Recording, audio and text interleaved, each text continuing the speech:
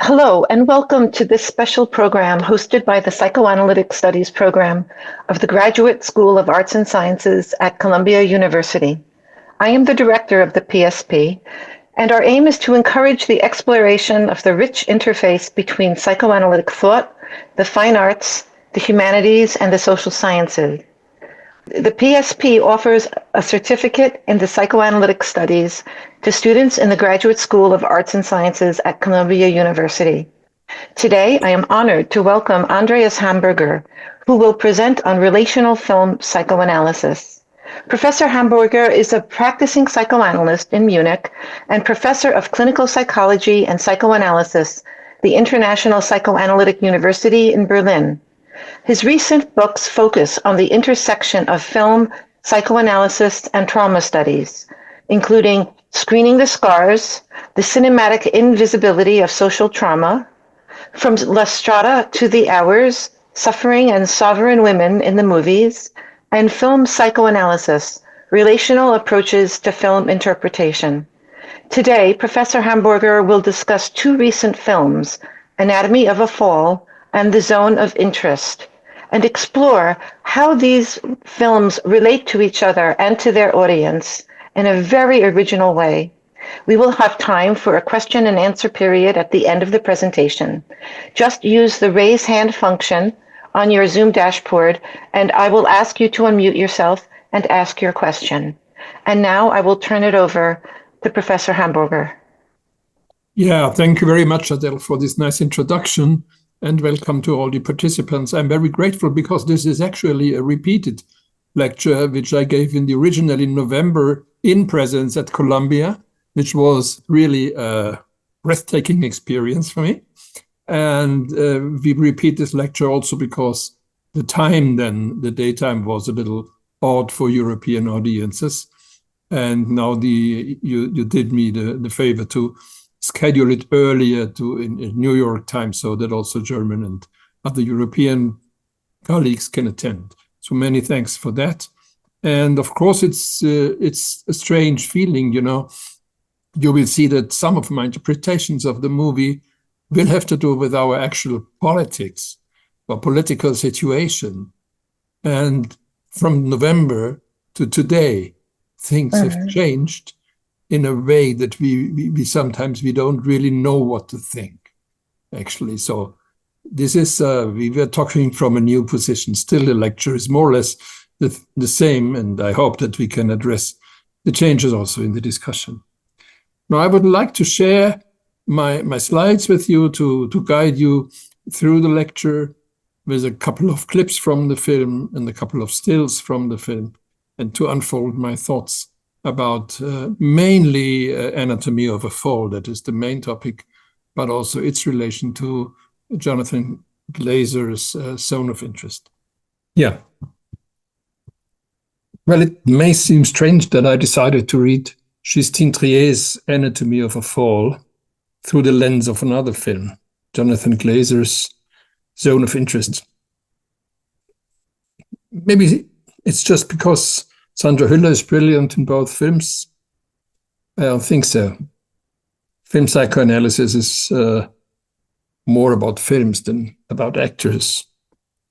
And if you read my lecture title accurately, it's not another film, but spectatorship, which I will address in this lecture.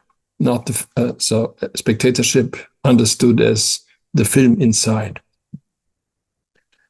But before coming to this, I must admit that in fact it has been this other film, Zone of Interest, that intruded my mind when writing down the lecture title.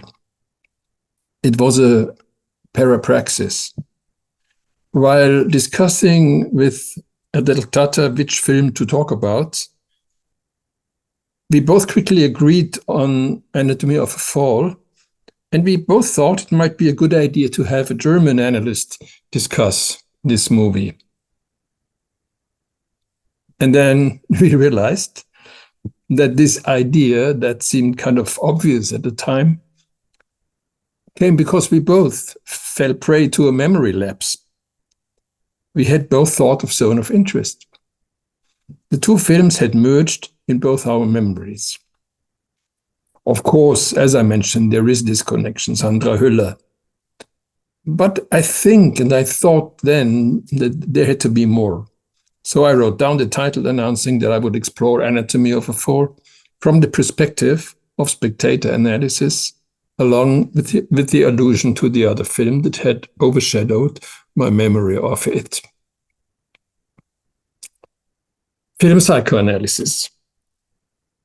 Spectator analysis is essentially a self-analysis. We do not analyze film characters because they are not living people, but artificially created stimuli that lead us viewers to construct inner images of living people. We don't analyze directors as well unless they make an appointment. The only living being in the cinema with whom I can enter into an analytical relationship is myself. But that's exactly what we have been trained for. In the consulting room, too, we notice the way we listen and we watch. We respect our irritations and parapraxis as something that belongs to the unconscious field that unfolds in the analytic encounter. In recent psychoanalytic discourse, the field has gained a broader meaning, comprising the unconscious encounter with art. You can think about the work of Giuseppe Civitarese, for example. And this is what I can do as an analyst to understand a movie. First of all, I have to give myself over to it. An artwork appeals to all our senses. It touches, seduces, invades our emotional life. More than the content of the story told, the way it is told determines our unconscious reception of the film. Research into unconscious spectatorship is not something that can be quickly ticked off. When we decide to psychoanalytically engage with a film, we decide to take on a professional task, to enter a process without memory and desire, or we open up to whatever crosses our minds while watching the film or while thinking about it, and take our findings back to the material. Of course, not without concepts, because, as Immanuel Kant said, perceptions without concepts are blind. The embodied and relational desires and fears we feel in the immersion, our parapraxis and symptoms, we have learned to read them, maybe at the level of classical theories of the ego and the self, but we can also conceptualize deeper levels of splitting or desymbolization in resonance to the movie experience. I used to synthesize my experience according to Alfred Lorenz's 3 layers of the psychoanalytic encounter: logical, psychological, and scenic understanding. Logical understanding refers to the propositional content of the patient's communication. Psychological understanding encompasses the intentional content. So what's the patient meaning to tell us? It's something different than the propositional content. But only the 3rd layer, scenic understanding, allows access to the unconscious, manifested in the transference and countertransference patterns, sensually experienced and acted out and acted in together by analyst and analysand. Only by oscillating between participation and reflection can the analyst grasp what lies inaccessibly beyond consciousness and symbolic representation. And this is another book here by Alfred Lorenz, an edited book about the application of this model to cultural analysis. So, in Anatomy of a Fall, I will shortly narrate not the whole movie plot, that would be too complicated, as I suppose you have seen it. I will just show a couple of clips and stills to remind you of the experience you had and impart to you what this experience meant for me. Let us begin right from the start. The film begins in black. Here is the first snippet I'm going to show you. Sorry, it's okay. Well, What do you want to know? Just a sec, it hasn't recorded. There. So, the way you describe the son's accident, it's troubling to the reader because we know it's your life. Do you think one can only write from experience?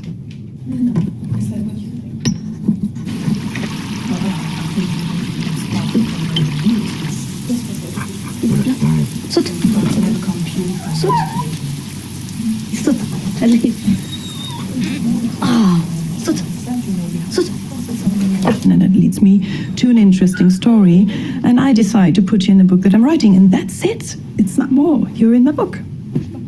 And yet I don't know you. What I do know about is my interest in you, and that is real. Yeah, but still, you had to meet me first. I'm real in front of you now. Yes, that you are. Okay. Yes, so for you to start inventing, you need something real first. You say your books always mix truth and fiction, and that makes us want to figure out which is which. What? Is that your goal? What's it? Allez, vas-y, sors.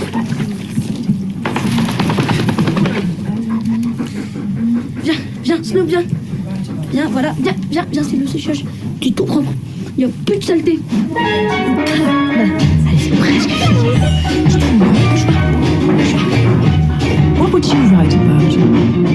It's somewhere, working upstairs, my husband. So, what interests you? What makes you so mad you want to explore it? Forget about your thesis, your studies, everything. I don't want to be a writer. It's okay. You don't have to write, just talk like we're talking now. I don't want to go on with my question. Of course I want to go on because, of course. But we could chat too. Maybe we ask one question each, so nobody's frustrated, like a normal conversation. Are you really interested in what? And what interests you? Come on. Sure. I never see anybody. I work here all day long. You come to see me, of course you interest me. Okay, I run. It's one of my favorite things to do. Makes me feel high, like I'm on drugs. What do you know about drugs then? Oh, a lot. That's the next question. Big subject. Maybe you don't write everything down. No, surely not.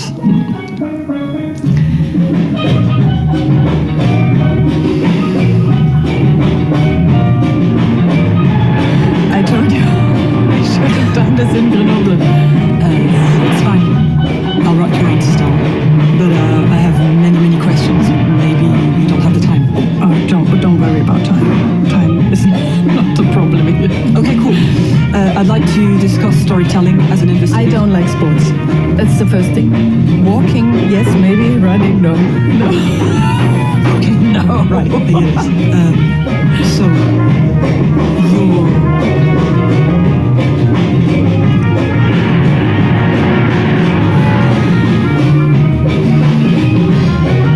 It's not really possible anymore, is it? Yeah, So, yeah, it's complicated. I think we have to stop, sorry. You know what, I'll be in Grenoble soon, I'll give you a call. How about that? Okay.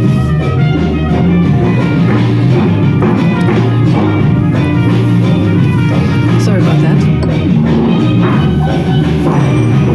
Okay, bye. Bye. See you soon. Yeah, definitely.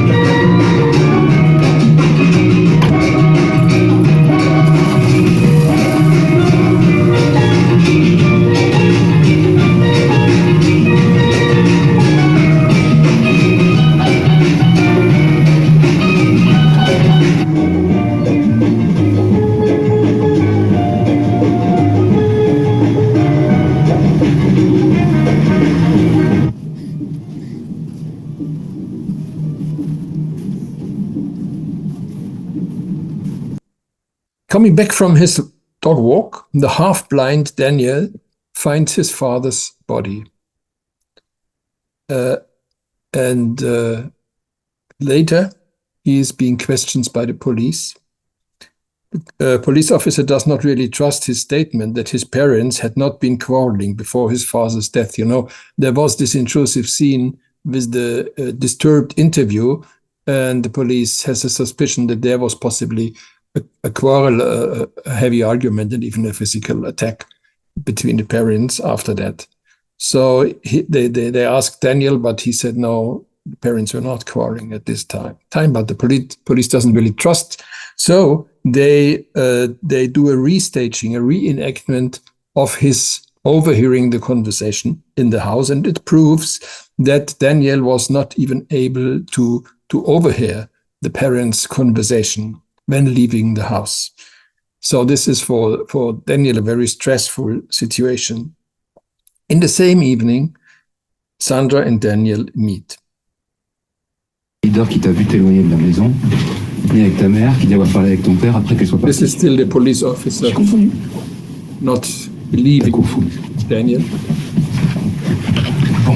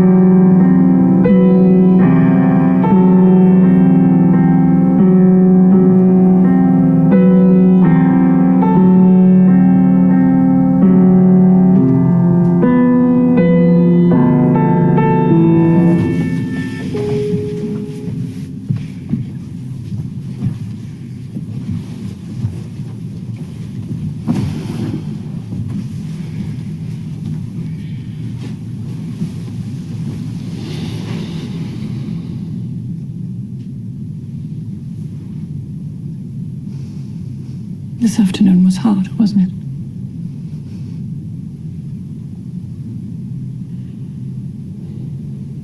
Franchement, non. Au début, je croyais que j'étais sûre, et puis je sais pas. But you didn't lie, did you? No.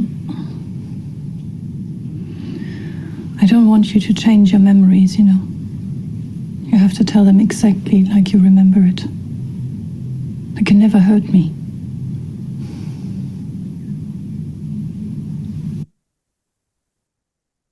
New facts then are coming up.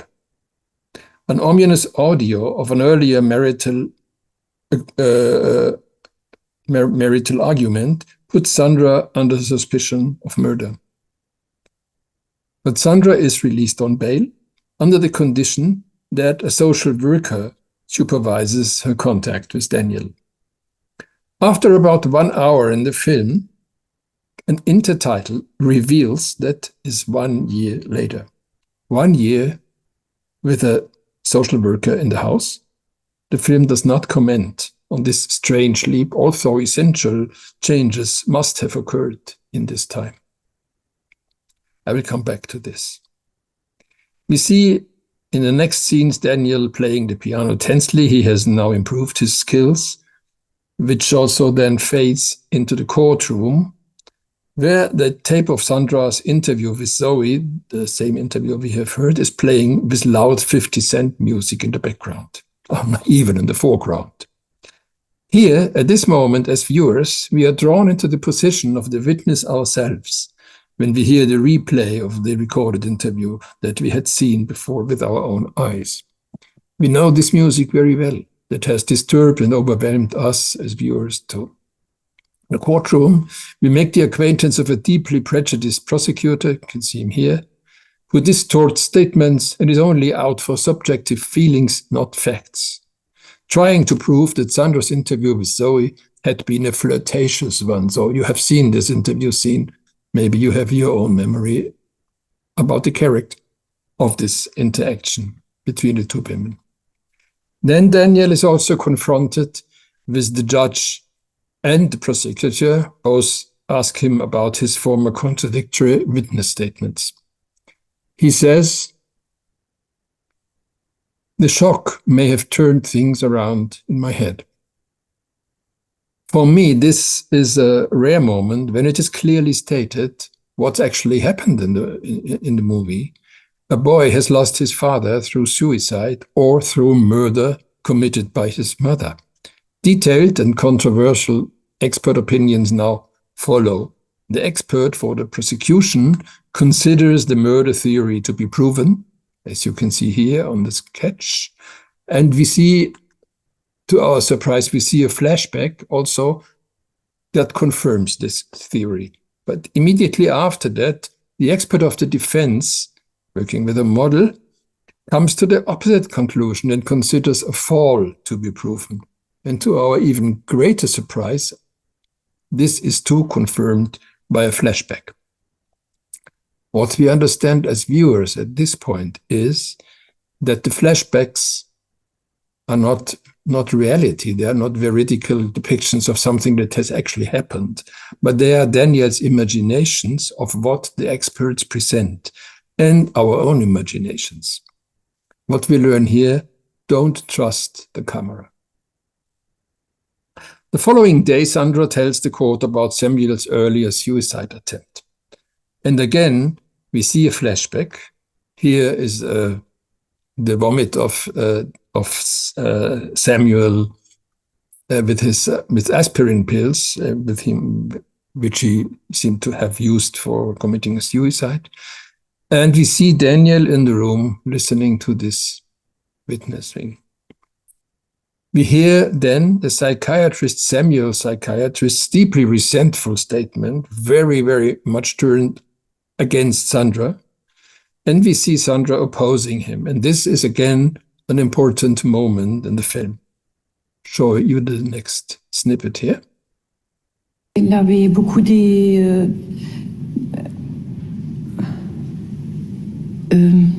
it's too complicated. Can I change the language, please? Merci. Yeah, I think because he was ashamed. Samuel had a lot of issues with shame. It's complicated. He was frustrated with teaching in the first place. It had become a burden.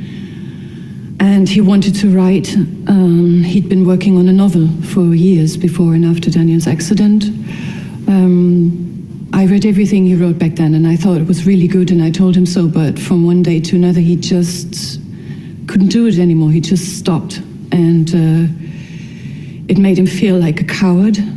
He would belittle himself, and he ended up convincing himself that he could not write because of his dependency on the medication, and he wanted to free himself of that, and he could not, of course not, I'm sorry, I'm not finished. He could not talk about the suicide attempt because his feelings of failure were just too painful, and Il n'a jamais parlé de ça. Il n'a jamais parlé de ça. No, he blamed you for getting hooked on the pills from the very first session, and it drove him mad. C'est une décision que nous avions prise ensemble. Vous êtes en train de vous retirer de...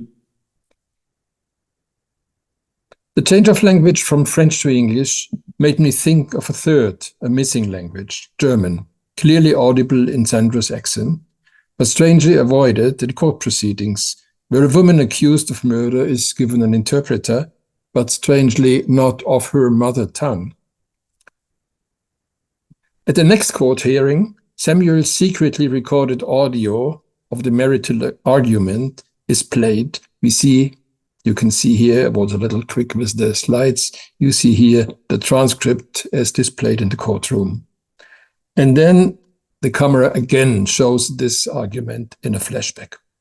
Samuel demands, very angry, more time for his writing, and he accuses Sandra of forcing him to adapt to her.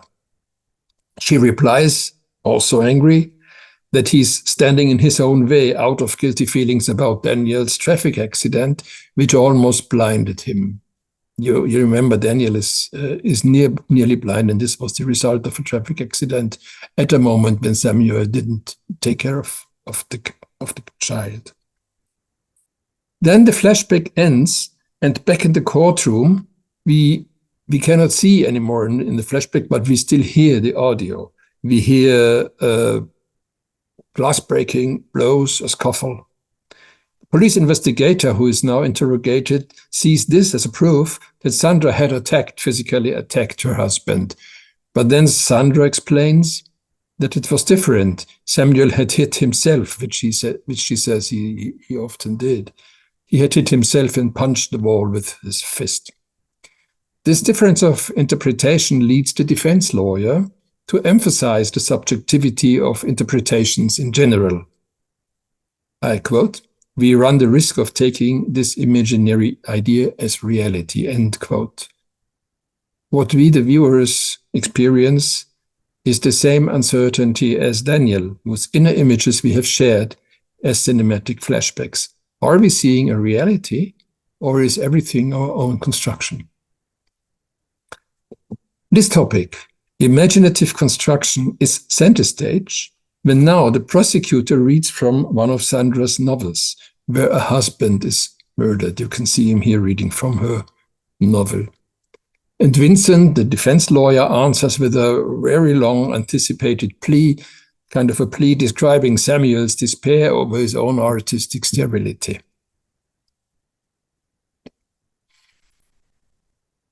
The entire criminal case at this point has been swallowed up in psychologizing speculation. It is all rhetoric now.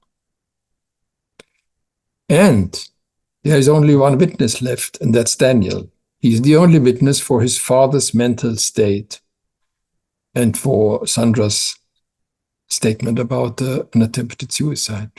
We see him very much under pressure because of this. He refuses even to spend the weekend with his mother before taking the stand again.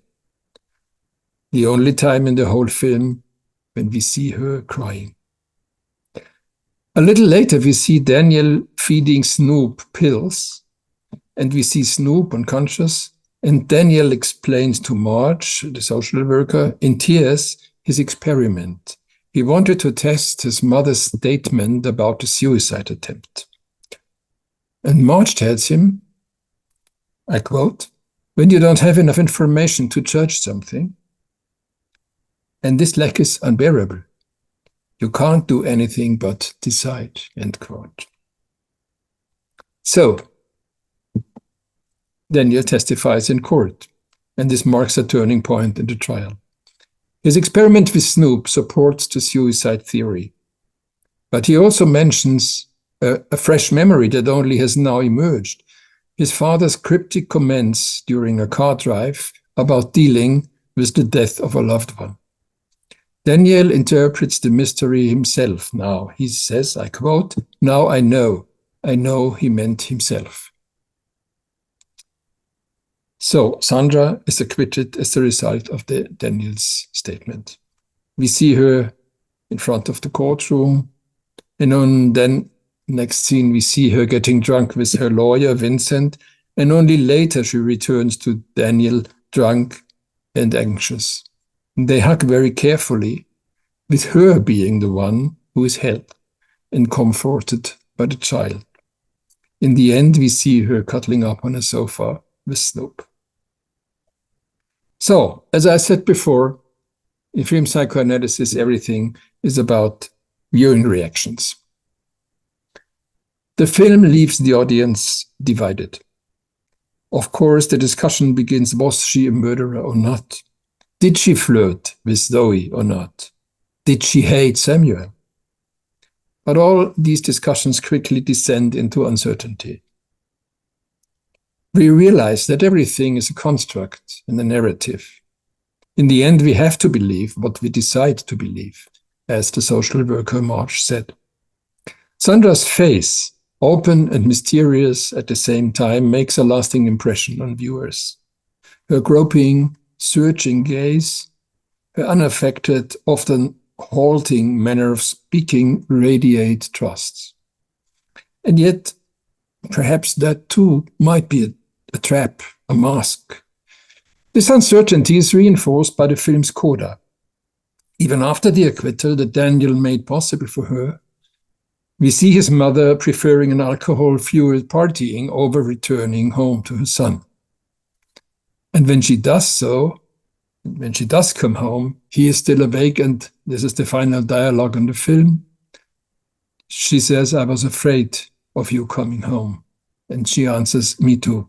I was afraid of coming home too." This leaves the viewer with the question, is she a cold mother perhaps? But if so, is she then a murderer? Or just a woman who's kind of distant inside? On the other hand, many viewers are also convinced of Sandra's innocence because they trust Daniel's intuition. To explore this mystery, the film involves us, and we can examine the three levels of understanding proposed by Alfred Lorenz, as I said before. On the logical level, on the level of the factual plot, the film presents itself as a crime story: murder, accident, suicide. The audience follows the investigative work in court, which, given the unclear circumstantial evidence, illustrated by two opposed expert opinions, which is primarily concerned with the emotional relationship between Sandra and her husband. So the audience is drawn into the psychologizing too. On the next level, the psychological understanding, it becomes immediately clear that the criminal investigation itself is not at the focus of the film. Rather, it is about emotional relationships and their reconstruction, about arbitrary interpretation visible in Sandra's questioning by a palpably prejudiced public prosecutor, but also in the partisan and unprofessional testimony of Samuel's therapist.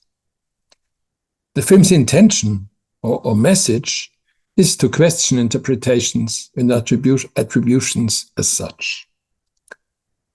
If we look at the film reviews that were published, mostly the deconstruction of marriage and the deconstruction of the justice system were mentioned as the film's intentions. Also, some of the reviewers understood it as a film about female identity, a portrait of a conflicted woman, as in Justine Triet's earlier films, Sibyl and Victoria. But let us now turn to the third level, the scenic understanding. In a psychoanalytic key, reflecting spectatorship, we should start from the intense feelings of helplessness and confusion the film evokes in us. We are placed in the position of not knowing, a position that is presented in the film or represented in the film by Daniel, the son, who nevertheless becomes the decisive witness, the more the chain of evidence seems to close, and the more obviously the expert witnesses go astray. The trial takes a new turn when the prosecutor begins to attack Sandra personally, accusing her of having planned her murder in advance in the form of a novel. At this point in the trial, the film's underlying theme becomes apparent: the infiltration of fiction into reality. We can assume that it is this twist that inspires Daniel to make the exculpatory narrative plausible with his own interweaving of action and narration. Earlier, he had heard in a TV talk show about the trial that a murder narrative would be much more interesting than a suicide narrative. That's what the expert tells in the TV show. Interestingly, this is played by the scriptwriter of the movie. So Daniel presents now his own story, and he makes it even more interesting. First, he demands to be separated from his mother the night before his testimony, as if he feared her influence. Then he poisons his dog in order to present his thoughts in an action dialogue, and thus to become more credible than in his original doubted testimony.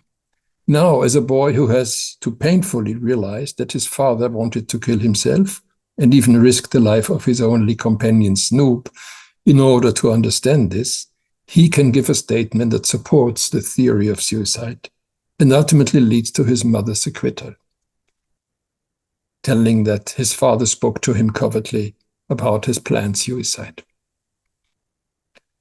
The relationship between reality and fiction is a recurring theme in the film on many levels.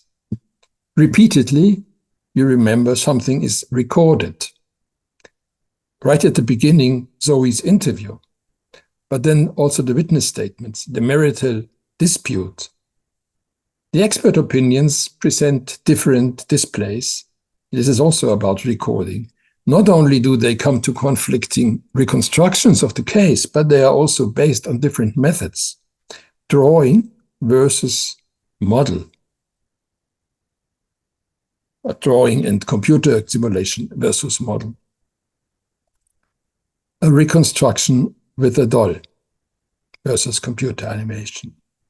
We see both reconstructions in a supposed flashback, but what we see on the screen are not events, but rather, as I said before, visualizations of what we have heard.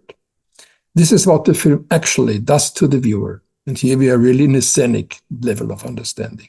Does to the viewer. It convinces us that reality is actively constructed by ourselves. This self-awareness of our reality constructing activity is also evoked by elements that disrupt the illusion, which the film repeatedly does.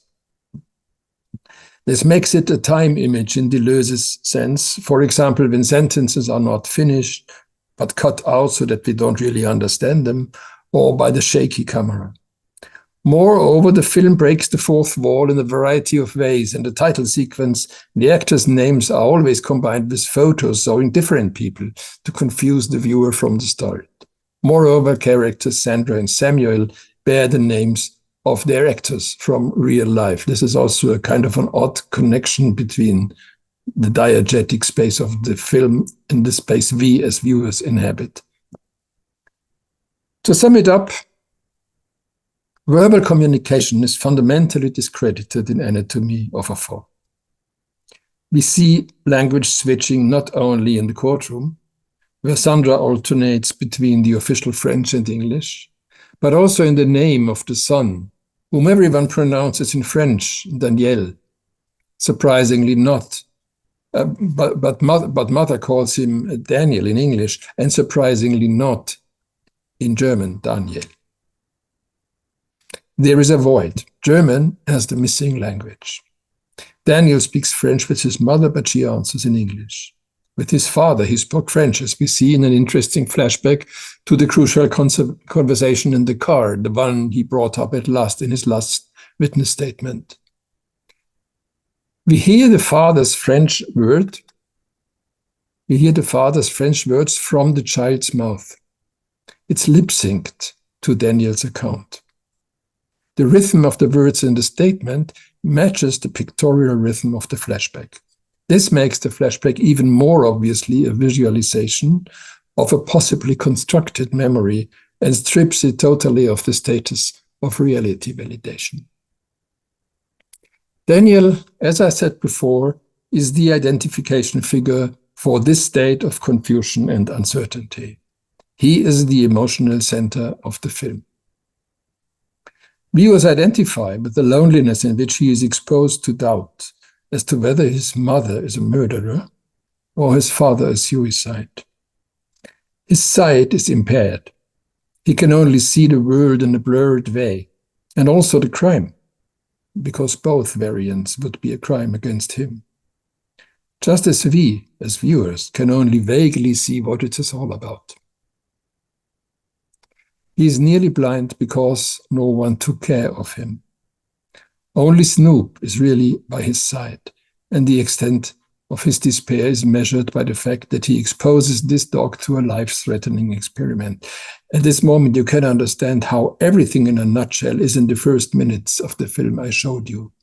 You had the beginning in the dark. You don't really understand what are they talking about. It's dark. Then we see something falling, the ball. Then we see the dog Snoop, who is the one who catches the ball, who is caring to get it up to the boy again. And then we see and we experience how we ourselves getting confused by the music. And again, in a situation that we cannot understand the dialogue anymore. So everything is in a nutshell in these first 4 minutes. But let me return as a conclusion what I wanted to say about this film to the biblical name, to Daniel's name. The biblical name Daniel means justice of God. A German colleague, Reinhard Görling, points to this root, interpreting Daniel as someone who, precisely because of his visual impairment, has all the more subtle empathy. Well, I would doubt this interpretation. Daniel is, I think, more complex. In the Bible, Daniel survives the fiery furnace and the lion's den with his companions. He interprets dreams and signs, Nebuchadnezzar's dream of the statue with feet of clay, as well as the Minotaur and Belshazzar's banquet. Both are prophecies of a downfall. In the film, the empire whose collapse, he predicts, is the empire of reason and language, which, with all its arbitrariness and rhetorical abuse. But that does not mean that he is a savior figure, that the visually impaired have privileged access to uncorrupted perception. We see that Daniel strategically decides and wins the case for his mother because of this decision, with a rhetorical trick. Both mother and son know this, and this is why both are afraid of meeting again. We are left with the void. You know, Daniel does not have a better empathic insight. He is part of the circulation of tricks and lies in the verbal language too. We are left with the void. There is no absolute truth, just a decision. So,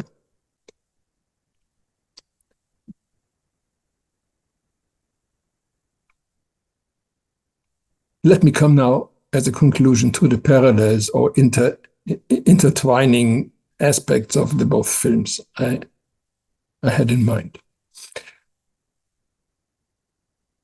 We can come back here to the parapraxis and the parallel to Jonathan Glazer's somber Nazi film, The Zone of Interest. Both films radiate a void, an ominous danger, intangible, unnameable. In Zone of Interest, it is the concentration camp of Auschwitz, whose monstrous presence permeates all everyday actions, creating a permanent state of turning a blind eye, not only in the film's diegetic space itself, but also in the audience.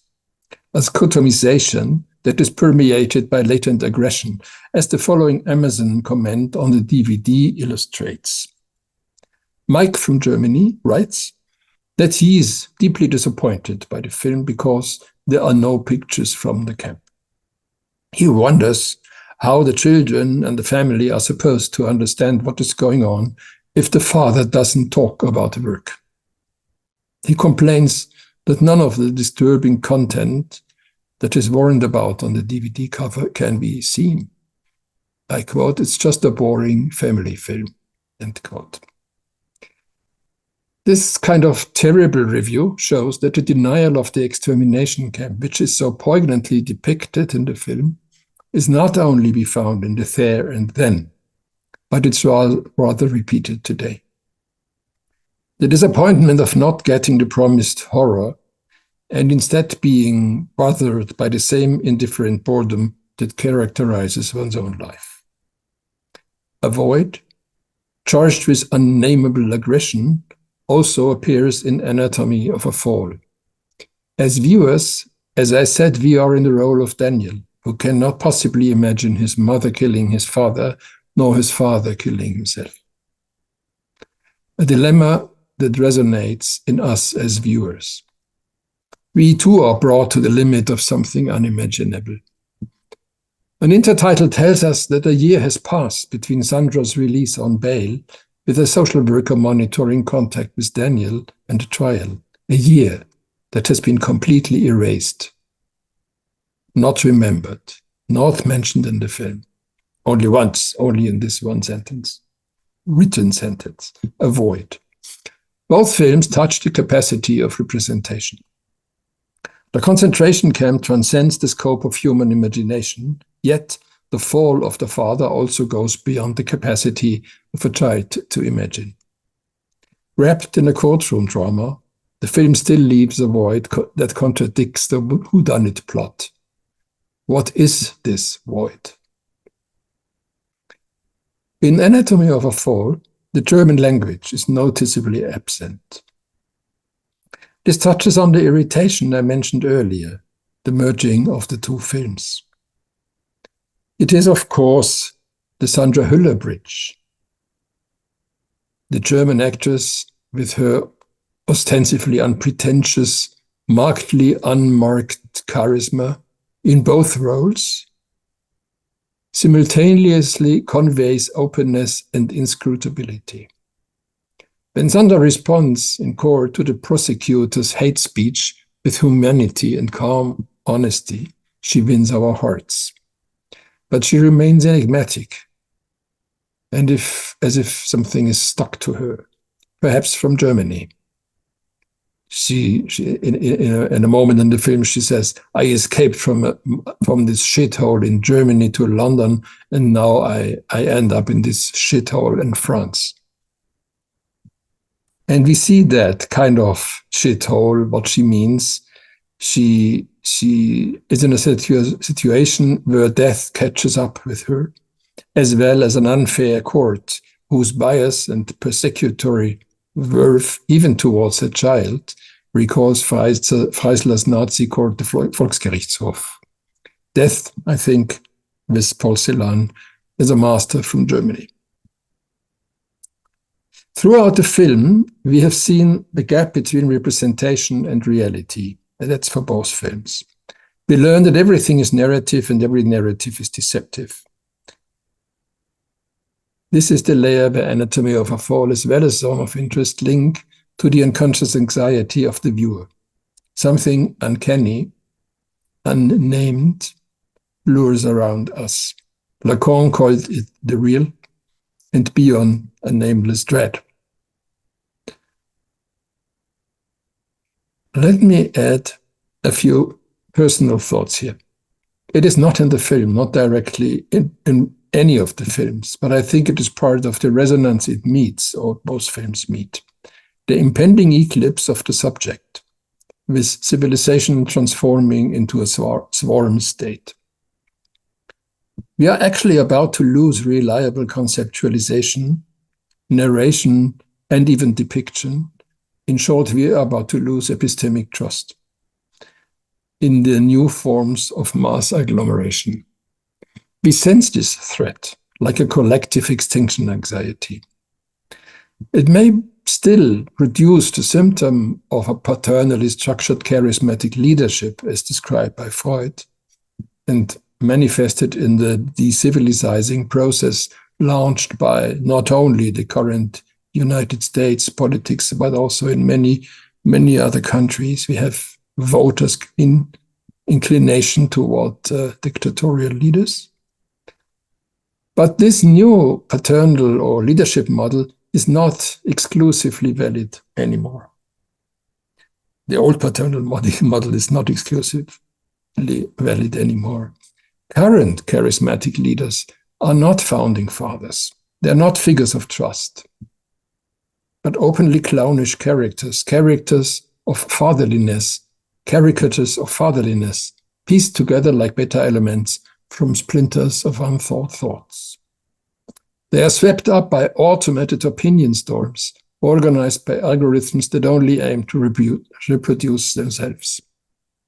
I think that algorithmization is the third structural change of the public, to quote Habermas, after the bourgeois reading and the late industrial mass culture societies.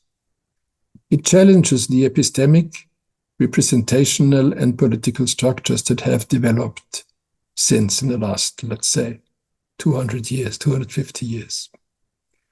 Daniel's yearning for security that makes him reach for his mother, even if she might be a murderer, and even if she might be a parasitic narrator, is our own. We live in a world of unreliable images ourselves, and we have made it our home, however crazy it sometimes is. Because after all, where else should we live? Thank you very much. And for the discussion, I like to show you some of the books contingent, especially the actual books in English. Thank you very much again. Well, thank you, Andreas. That was wonderful. And I so appreciate you adding comments to your previous presentation that reflect on the current situation in the world, and especially here in the United States, where one reads the news and doesn't know ever really what to believe or what to think. It really does seem that it approaches a situation of nameless dread, for sure. But scholarship like yours gives us hope that there is still something that can bring meaning to our lives. And I said before last year in November that I thought that your presentation was really a consummately sophisticated fusion of analytic thought with a deep understanding of film and how it works. And I especially appreciate your comments about language. It was a tremendous insight for me into these films.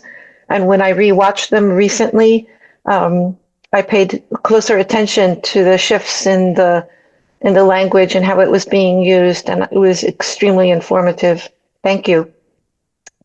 But enough about me and my reactions. Be very happy to hear from the audience.